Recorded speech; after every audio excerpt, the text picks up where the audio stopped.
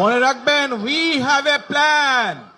We have a plan for the people and for the country. ইনশাআল্লাহ আমরা সেই plan বাস্তবায়ন করব।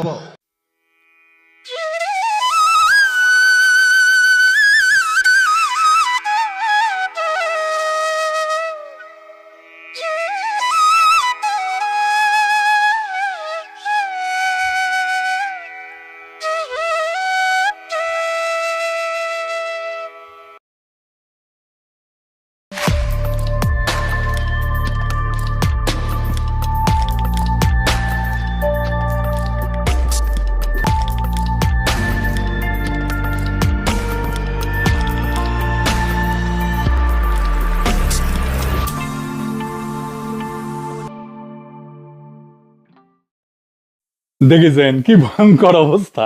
জিন্দগিতে দেখেছেন এই অবস্থা হয়েছে বাংলাদেশে? কখনো দেখেন নাই। পাঙ্গুল্যান্ডের তেল মন্ত্রী টুকু ভাই কইছে কোন গাড়ি কি তেলের অভাবে বন্ধ হয়েছে? কারো গাড়ি কি তেলের অভাবে বন্ধ হয়ে গেছে? আমাদের যে ছুটি ঈদের মধ্যে যে সব দেশের বাড়িতে গেল, কোন বাস কি তেলের অভাবে বন্ধ ছিল? টেনশন তো করলে আমরা তো বসে আছি, আমরা কাজ করতেছি। আমরা আরেকটা জিনিস দেখেন, এইটা সাহেব ছবিটা দেখান, পিছেরটা আগে দেখানো লাগবে। না না, যা ভাবছেন তা না। উনি ইন্ডিয়ার কোন মন্ত্রী না, বাংলাদেশ সরকারের একজন মন্ত্রী। তবে কৃতজ্ঞতা বলে একটা ব্যাপার আছে না, এই আর কি। উনি কয়েকদিন আগে ইনকিলাব জিন্দাবাদ আজাদি এই সমস্ত শব্দ নিয়ে ঘোরতর বিতৃষ্ণার কথা জানাইছিলেন তিনি।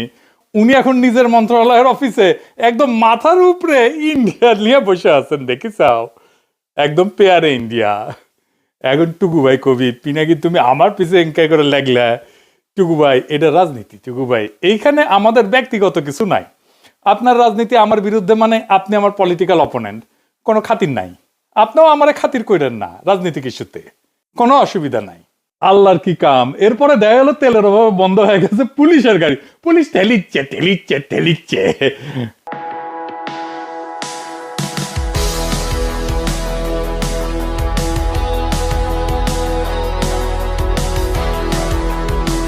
দেখেছেন, বিয়ে করতে যাইতেছে, দেখেন ঠেলিচ্ছে গাড়ি। দেখেন রাজবাড়ির পাংশায় বিয়ে করতে এসে বিপাকে পড়লেন বর।